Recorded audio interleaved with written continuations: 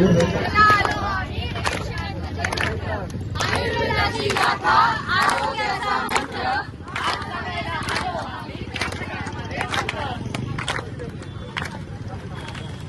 आम्ही प्रदीप पाटील आयुर्वेदिक महाविद्यालयाचे सेकंड इयरचे विद्यार्थी. फर्स्ट ऑफ ऑल बघूया आयुर्वेद म्हणजे काय. त्याच्यामध्ये संपूर्ण आयुष्याचे वर्णन केले, तो म्हणजे आयुर्वेद. आता आयुर्वेद म्हणतं की स्वास्थ्य स्वास्थ्य रक्षणम आतुरस्य विकार प्रशमनच्च, म्हणजे prevention is better than cure. म्हणजे रोग होण्याच्या आधीच रोगाची काळजी घेणे, म्हणजे रोग जेव्हा होतो त्याच्या आधीच काळजी घेणे. पण आपण काळजी घेतो का? नाही. मग काळजी न घेण्यासाठी आम्ही तुमची काळजी घ्यायला आहे आयुर्वेद. तर आपण कोणकोणत्या गोष्टी करायला हवं, त्यासाठी रेग्युलर आचरण विचरण कसं असायला पाहिजे आपलं, आणि कोणत्या ऋतूत काय सेवन केलं पाहिजे, यासाठी आम्ही दिनचर्या आणि ऋतुचर्या पथनाट्याद्वारे सादर करणार आहोत. सो माझ्या टीमला आवाहन करतो की पथनाट्याला सुरुवात करतो. दिवसासाठी एकच चर्या, प्रत्येक दिवसासाठी एकच चर्या. काय चाललं आहे या समाजामध्ये? काय चाललंय तरी काय? लोक सूर्योदयानंतर उशिराने उठताय, प्रश्न करता चहा कॉफी यांसारखे हानिकारक पदार्थ सेवन करतायत आणि आळशी होत चालले. हे बरोबर आहे का? आयुर्वेदाच्या दृष्टीने तर नक्कीच बरोबर नाही. तर योग्य काय हे आता आपण पाहूया. उठा उठा उठा उठा ब्राह्मणे मुहूर्ते उठा. ब्राह्ममुहूर्त म्हणजे काय? ब्राह्मी मुहूर्त म्हणजे पहाटे सूर्योदया आधी उठावे. त्याने काय होणार? पहाटे वातावरण शांत एवं प्रसन्न असतो, त्यामुळे आपलं मन पण दिवसभर प्रसन्न असतो. त्याच प्रकारे पहाटे उठल्याने मलमूत्र विसर्जन पण योग्य रीतीने होईल. अरे नंतर काय?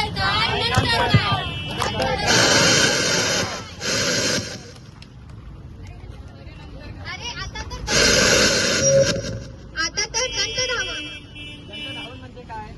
दंतधावन म्हणजे आयुर्वेदाने सांगितले आहे कटुतिक्त कषाय रसात्मक द्रव्यांनी दात स्वच्छ करणे म्हणजे दंतधावन.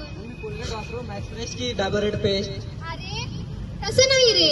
पूर्वी आयुर्वेदात कसं सांगितलेलं, कडुलिंबाच्या काडीने दात स्वच्छ करा, तसे आता देखील कडुलिंब, करंज आणि अर्जुन या वनस्पतीच्या काडीने दात स्वच्छ करा. ते आपल्या आरोग्यासाठी चांगले आहे. आयुर्वेदाने सांगितलेच आहे वनस्पतींच्या काडीने दात स्वच्छ केले तर आपल्या दातांचे आरोग्य चांगले राहते. आणि दंतधावन हा आयुर्वेदानुसार सर्वोत्तम विद्या आहे.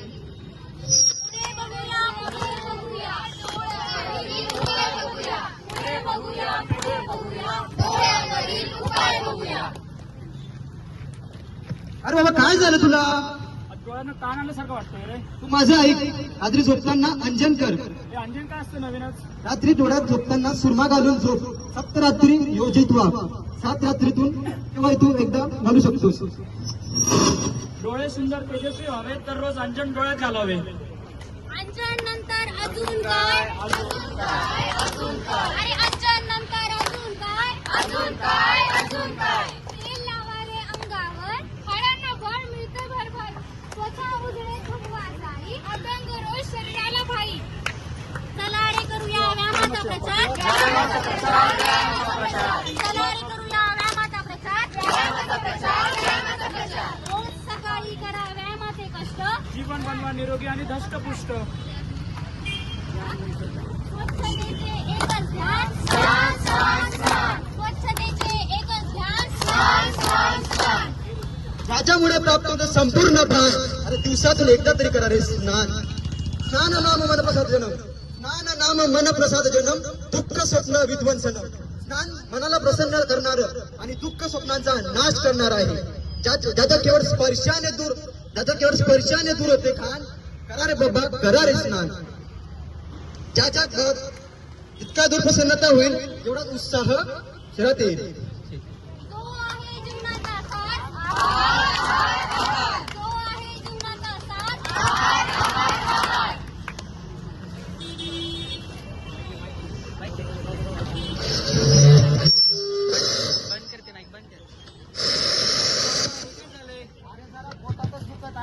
अरे तू असे पदार्थ खाते म्हणून का पोट बिघडते. हे घे, हे तुझ्या शरीराला आरोग्यकर आहे.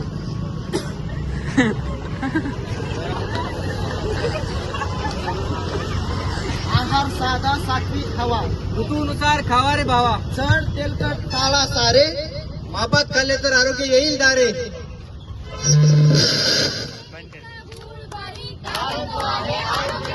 साखरेपेक्षा गोड भारी कारण तो आहे आरोग्यकारी.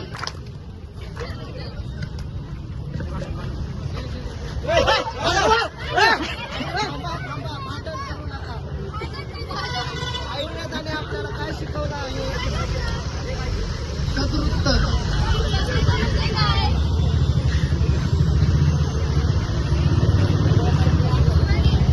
किती म्हणता चांगले वर्तन पाळा, हिंसा असते अन्याचं काम टाळा, हेच आहे सदसूत्र बाळा. आता खाली दिनचर्या, पुढे बघूया दिनचर्या. आता खाली दिनचर्या, पुढे बघूया दिनचर्या. अरे दिवसासाठी काय दिनचर्या, दिनचर्या. प्रत्येक ऋतूसाठी काय दिनचर्या, दिनचर्या. आणि प्रत्येक दिवसासाठी काय दिनचर्या, दिनचर्या. आणि प्रत्येक ऋतूसाठी काय दिनचर्या, दिनचर्या. अरे कोणते नियम पाळा रे अनेक रोग टाळा रे, अरे कोणते नियम पाळा रे अनेक रोग टाळा रे. अरे शिशीर आला रे शिशीर आला शिशिराला रे, शिशिराला. थंडी आली शिशिराची चाहूल, स्निग्ध उष्ण आहार घ्या थोडा फूल. दूध तूप तीळ लाडू भारी, व्यायाम करा स्निग्ध उष्ण वस्त्रधारी.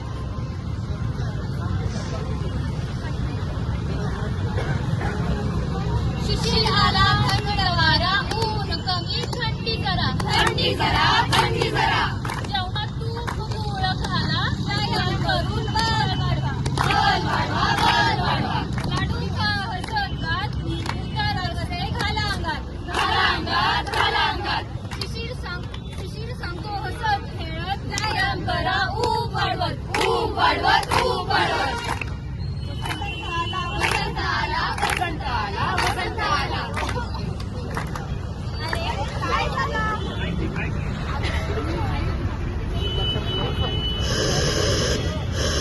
खूप दिवसापासून मला खोकला आणि अंग पण जड झाल्यासारखं वाटतंय. अरे तुझे गाणं ऐकलंय का? कोणतं? आला थंडीचा महिना, झटपट शेकोटी पेटवा. मला लागलाय खोकला, मधाचं बंड कोणी साठवा. मला लागलाय खोकला, मधाचं बंड कोणी साठवा. एवढं केल्याने मला सगळा त्रास कमी होईल. नाही पण पुढे जाईल. वसंत आला, वसंत आला, फुलांनी गाव सजला रे, सजला रे, सजला रे. ऋतुराज वसंत सुंदर, पण कपाळाचं संकट गंभीर रे, गंभीर रे, गंभीर रे, गंभीर रे.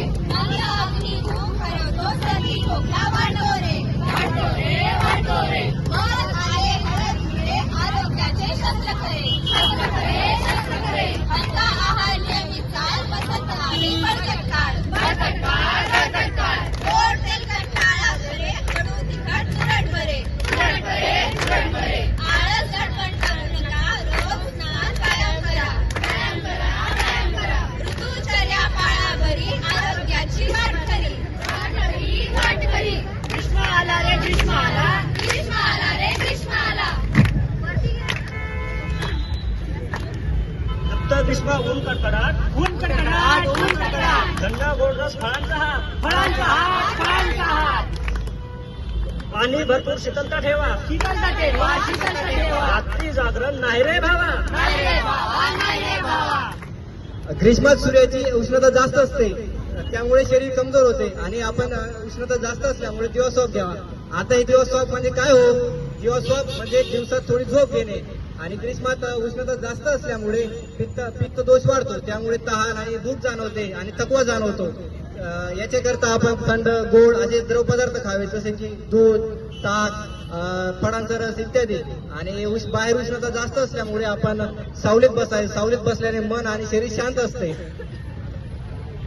वर्षा आली रे वर्षा आली. वर्षा आली रे, वर्षा आली.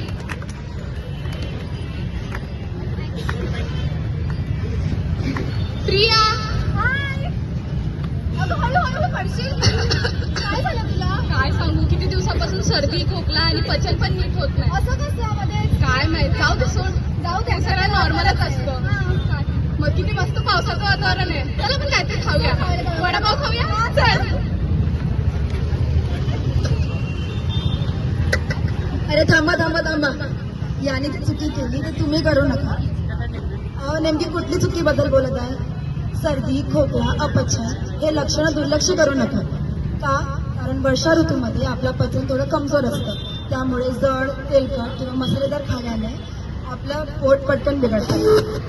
म्हणून सूप, यव, पेज, गरम पाणी, आलं हे खाल्लं प्याल्याने आपलं पचन हलकं राहतं आणि अपचन होत नाही. अजून पावसाळ्यात जास्त पाणी पिणं किंवा चिखल, दलदल यामध्ये जास्त राहावं नाही, कारण याने आजार पटकन होतात. शेवटी रोज नित्य व्यायाम करावे, त्याने मन शांत राहते आणि शरीर तंदुरुस्त राहते आणि रोग प्रतिकारक शक्ती वाढते. वर्षा ऋतूत पचन मंद होते, सूप, यव, आले प्यावे,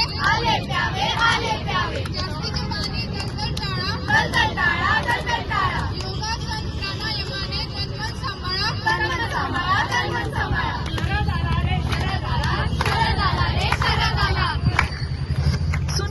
सुनो रे भाई, ऋतू बदली आई. वर्षा गेली, ढग गेले, आकाश निळे चांदणे आले. शरद ऋतू आला म्हणजे काय रे? मिठाई मज्जा भारी रे. अरे नाही रे, फक्त उत्सव नाही, आयुर्वेद सांगतो नियम काही. शरदात पित्त वाढतं रे. वाढतं रे, डोळ्यात जळजळ होते रे, त्वचेवर पुरळ उठते रे. शीतल आहार घ्यायचा रे. दूध, तांदूळ, तूप घ्यावे, चंदन, पद्म, शरबत प्यावे. तिखट, आंबट, खारट टाळा. पित्ताला जरा जपून सांभाळा. शरद ऋतू आला रे, सावध राहा सगळे रे. आयुर्वेद सांगतो गोड गाणी. व्यवस्थित ठेवा जीवन खाणी.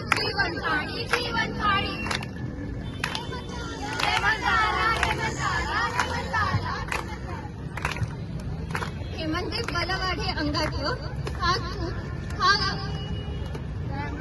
करा व्यायाम, घ्या तूप, घ्या भातात. उष्ण गरम पाणी, स्निग्ध आहार, निसर्गाशी जुळणारे संसार. हेमंताला हवागार, सकाळी नव, उन्हात भार.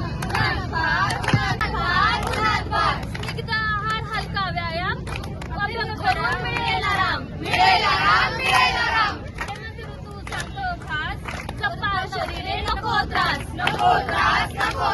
सुंदर वस्त्रे, गरम पाणी, हिवाळा सुंदर, आरोग्य राणी.